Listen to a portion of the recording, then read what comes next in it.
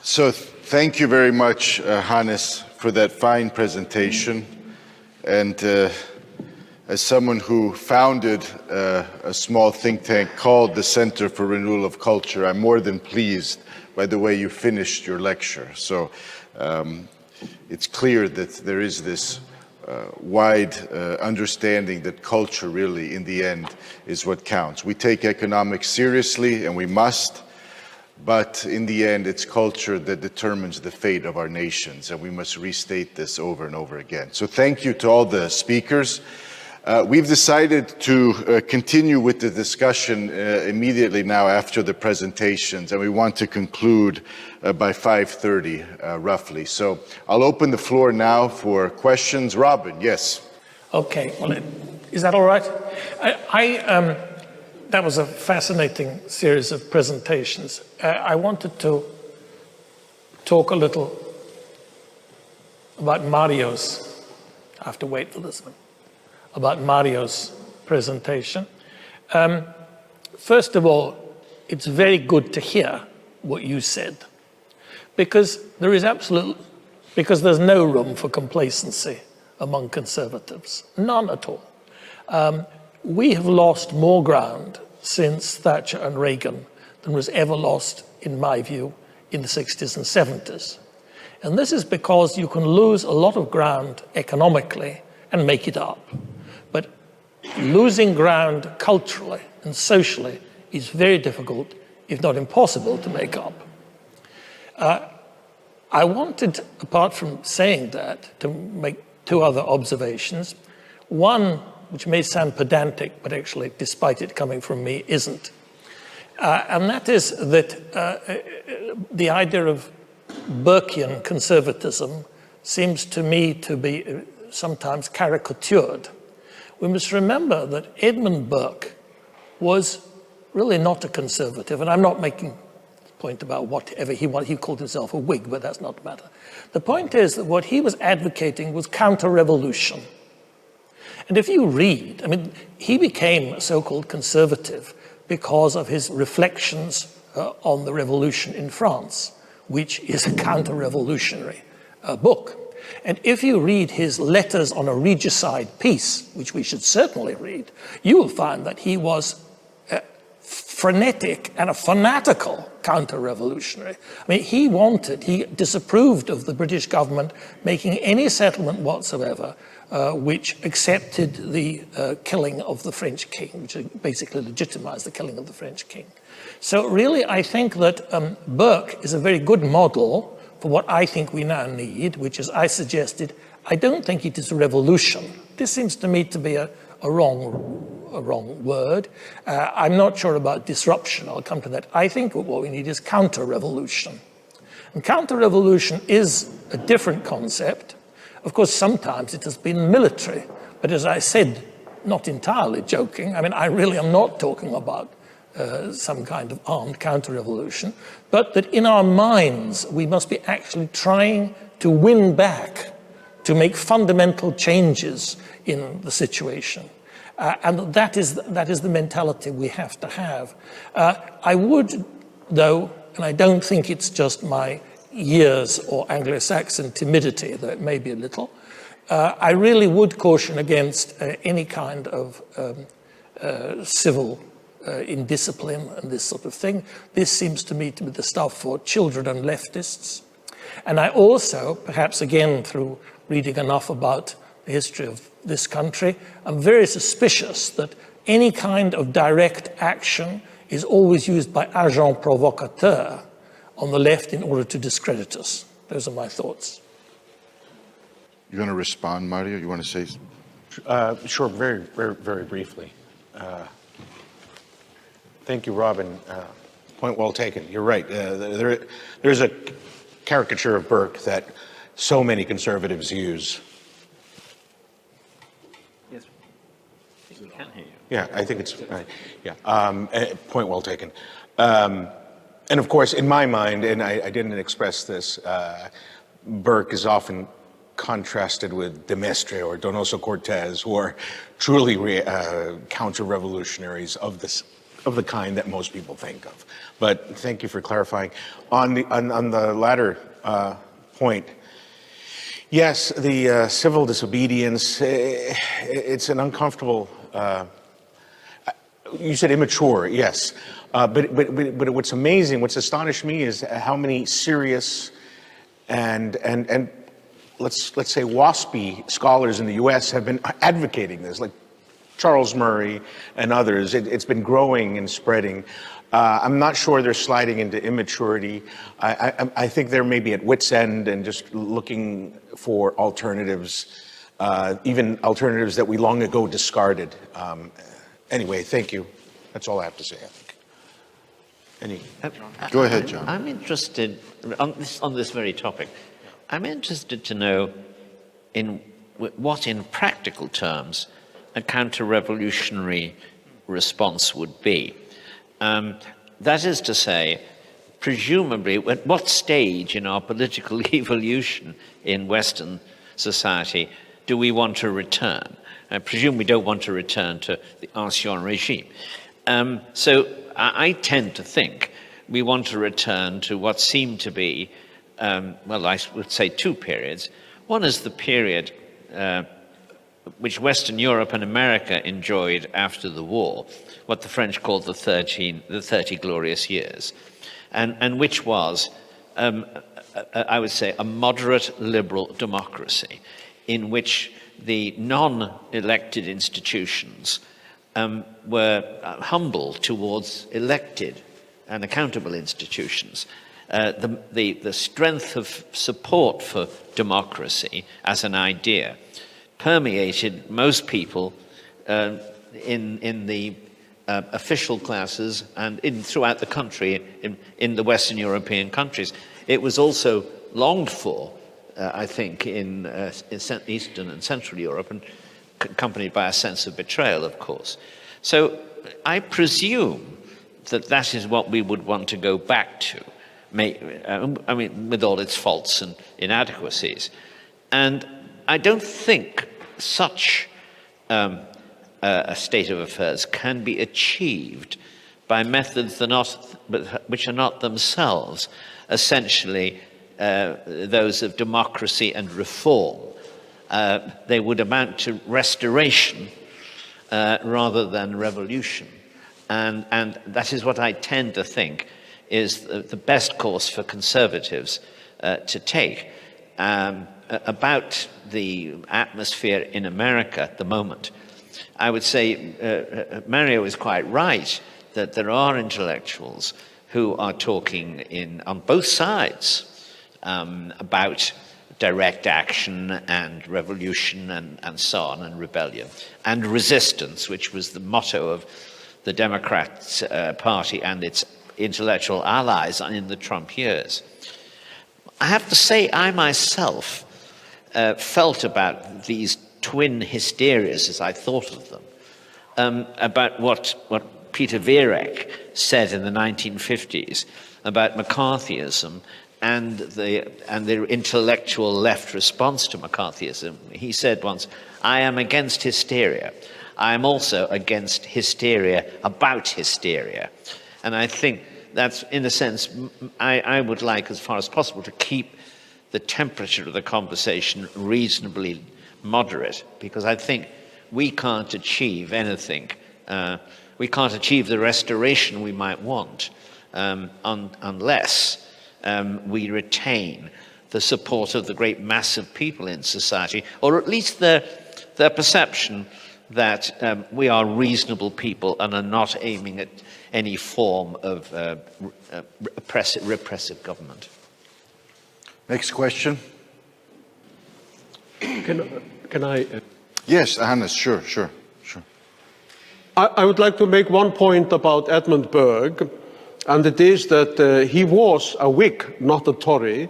He was a classical liberal who knew both Adam Smith and David Hume and thought in many ways in the same on the same mode. But there are one or two more things to say about it. It is, I believe, that even though he was a classical liberal, what he detected, because he had an extraordinarily fine sense of history, was the germ of Jacobinism and the terror. The terror had not begun when he wrote his reflections on the revolution in France, but he anticipated it because he saw it. And what is it that he saw? He saw that the French Revolution was totally different from the two revolutions that he had supported, namely the Glorious Revolution of 1688 and the American Revolution of 1776.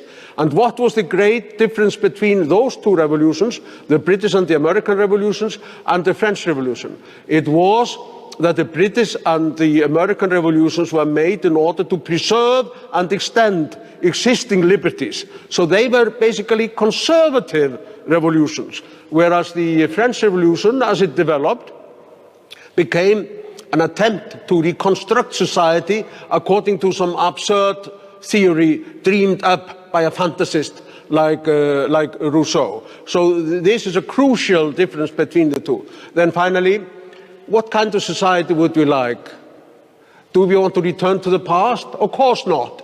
I am at least all for change and innovation and so on. But I am influenced a bit by Stefan Zweig's wonderful book, Die Welt von Gestern, The World of Yesterday, where he describes the large free trade area which was progressive and prosperous and where people could advance and where thriftiness was rewarded and so on. That was the Austro-Hungarian Empire, and you had the same forces of progress working in most other countries. So I would say that I would like to return to the structure which enabled all that progress, even if we should accept progress, and even if we might say with Hayek that liberty and progress is movement for movement's sake. We are just doomed.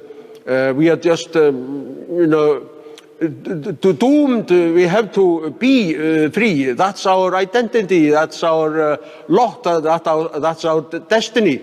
We have become individuals with the ability and will to make choices, and that means that the world has to move on and progress.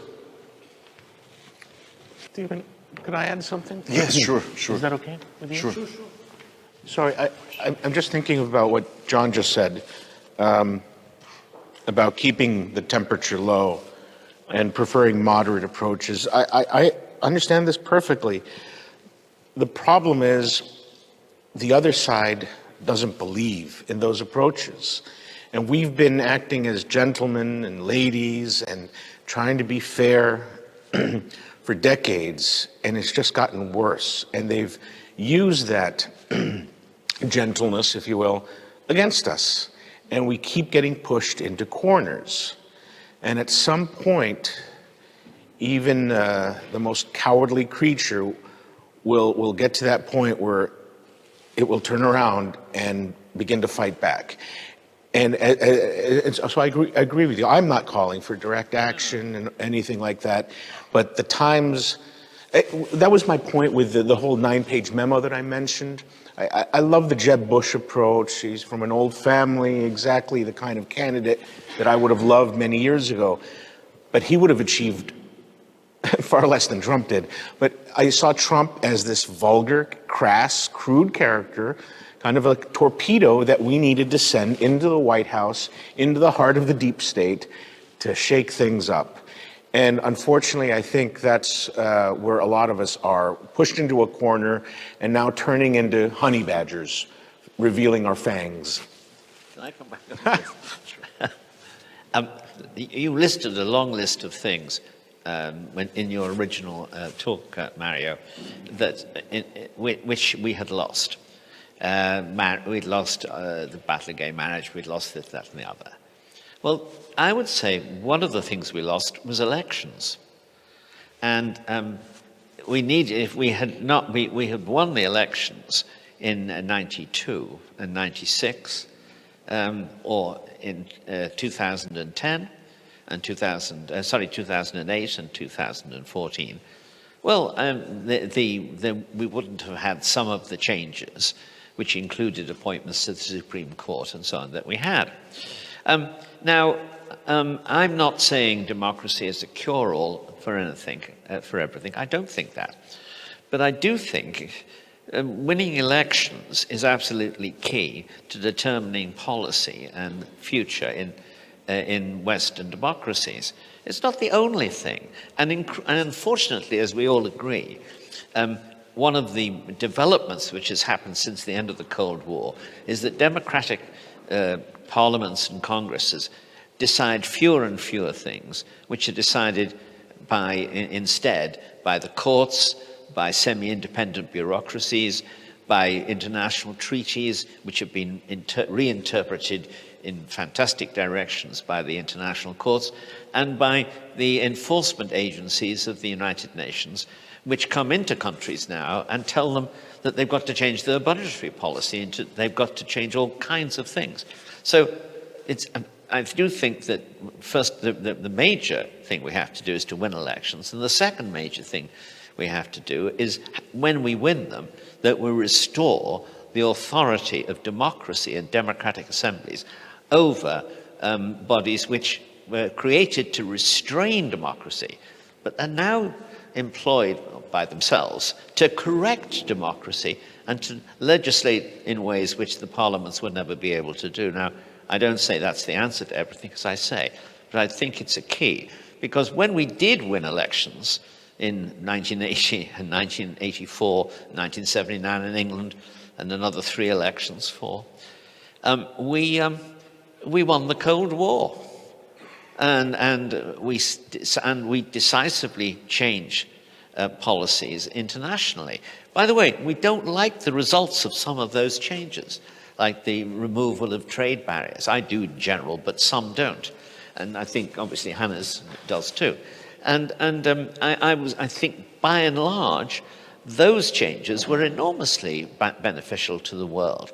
3 billion Asians are lifted out of the labor market, out of abject poverty, into the global middle class. Now, we were foolish, of course, in not watching what the Chinese government was doing in some of its actions in exploiting our openness. But we were not wrong in general in pursuing that policy, which I think had enormously valuable. Well, you can't. Do we want prosperity for the world, or don't we? I do. Okay, I want to use my role as moderator to ask our Polish guest a question, and it has to do with the media environment in your country. Here in Croatia, since the collapse of communism and since we achieved independence, much of the mainstream media I would describe as occupied territory by foreign owners, either from Austria, Germany, or elsewhere. Many times these are large multinational corporations or simply investment funds that own media assets throughout Central and Eastern Europe. These executives can hardly distinguish Slovenia from Croatia, but they have a lot of interest in forming public opinion in our countries. How is Law and Justice coping with the media environment in Poland? As far as I've heard for many years, much of it is owned by German companies. Many of them are openly advocating for a certain political option. Tusk, for example, they would like him back in power. So when the government when the conservatives are in power, and again have to respect the rules and freedom of media and so on, what's effective? How is the government dealing with this, trying to promote its policy in sometimes a very hostile environment? Sure, thank you for that question, but just a few words about your earlier issue about the counter-offensive. Well, I would say that the first little step that is needed in our Western culture is to embrace the image of motherhood, because without that, it doesn't matter if you are from the left or right side, but we will lose the battle of newborns with actually very radical people from different cultures that are living in Europe for a very long time already. They feel here very well, but they don't assimilate. They have their own culture that is not based on actual European values. So when we are thinking about counter-offensive, maybe we should start also about thinking of, well, making it possible for our culture to just survive, because nowadays this left side rhetorics that made having children just unpopular because of career, because of the mainstream media, pop culture, etc. Nobody sees pop stars having children and sharing the feelings of motherhood, of parenting, something great, unusual, spiritual. No, it's more like about individual aspects of your living, about eating. And, well, I won't end in a rude tone this sentence, but we become very egoistic people, also the conservatives, because we all live in a very stable, even though what's going on the eastern border, but we all live in a very, well, accommodating, well-being times. And as it is said, like good, calm times create just weak people, and that is just going towards actually people from our culture, from Western culture. It doesn't appear that our friends from North Africa or from Arabic countries that are seated here in Europe thinks the same. So I think it's like the first really great step that we need to think about. Also the left side, because if they get in power, it could get like messy in some of the countries in Europe. As to your question, Croatia is nothing unusual. The same problem is in Romania, for example. I think most of past communistic countries, their media were just bought out by Western media. And like the Napoleon said, one newspaper is worth more than one regiment. And it is true, because they are building the image, they are building everything, the profits, etc. For example, the case in Poland, so obvious case, you could say, the reparations from the Germany. Like, come on, could you imagine a Polish person, Paul, that would say that he doesn't want to get reparations from such terrible war like the Second World War, when we were attacked from actually both sides, but mostly by the Germans, brutalized, more than 5 million of Polish people died, cities destroyed, like for example Warsaw completely destroyed. And would you imagine that there would be media in Poland that would say that, hey, come on, reparations is like, it's not like building bridges, it's just against them. We should not put this issue into our joint relations with Germany, because it's not like bringing the good climate between us. Come on, it was 80 years ago. So what, it was 80 years ago? It's still undone deal. For example, in Africa right now, Namibia's people got damages from Germany, even though they are about times from before the Second World War. And yeah, there are media like, for example, Onet, so Axel Springer capital. It's Swiss, mostly Swiss and German capital. And they are like putting this kind of, this kind of topics, sentences, rhetorics into our public life, some other media as well. Sure, it is dangerous, because people are only people until nowadays, where there are so many opinions put forward. I think it is much easier to manipulate people than it was maybe 20, 30, 40 years ago. Because, for example, in Poland during the communistic times, even though there were no media, free media, But everybody knew that those, public media, they are just saying lies. Here we have this, NGOs, private medias that just are thinking about informing people or making even a profit, but they are independent. Every author is independent. No, actually nowadays there is no independent author. Maybe 1% of them are independent.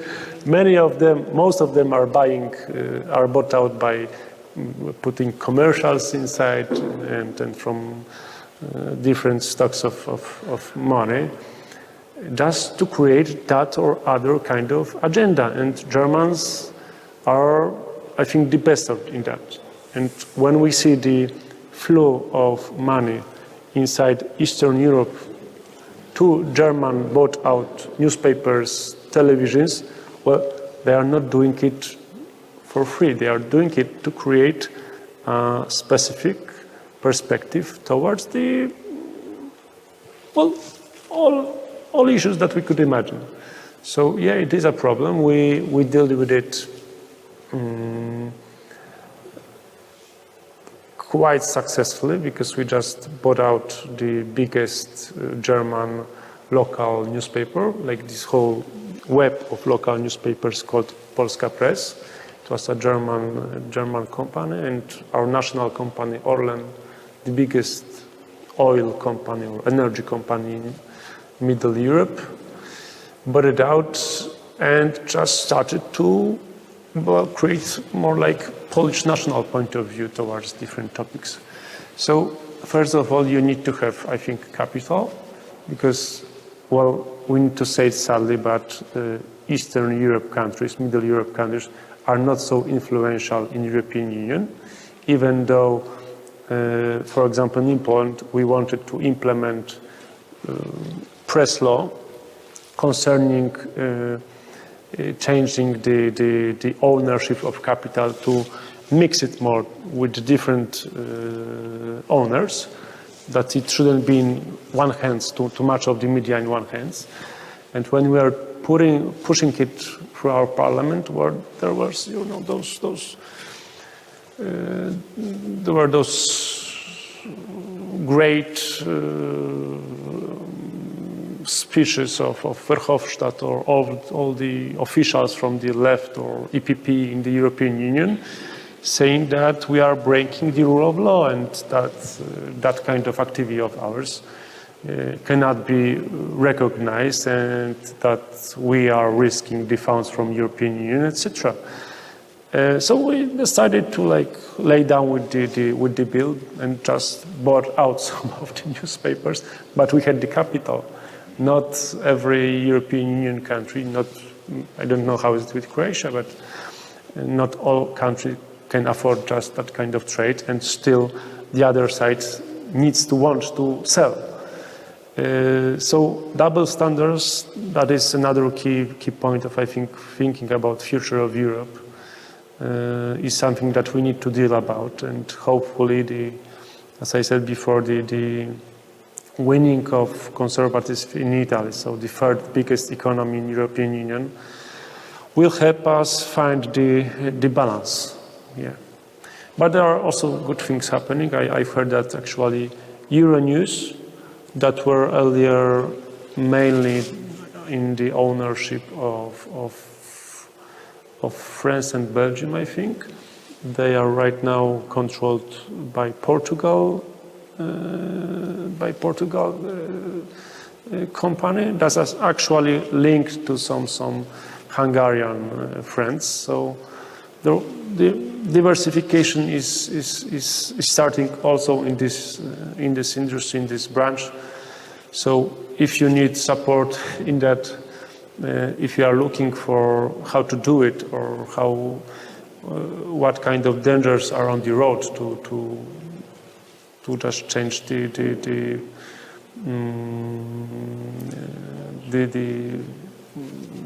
ownership of your media, we can speak about it on also more privately, and I can contact you with maybe people that are preparing that kind of amendments in Polish politics or in Polish public life, because, sure, like Napoleon said, it's perception. When we are talking about everything here, also the counter-offensive of conservatism, without media, we already dead. I would say it. Okay, thank you. Please join me in thanking our panelists for their very good discussion.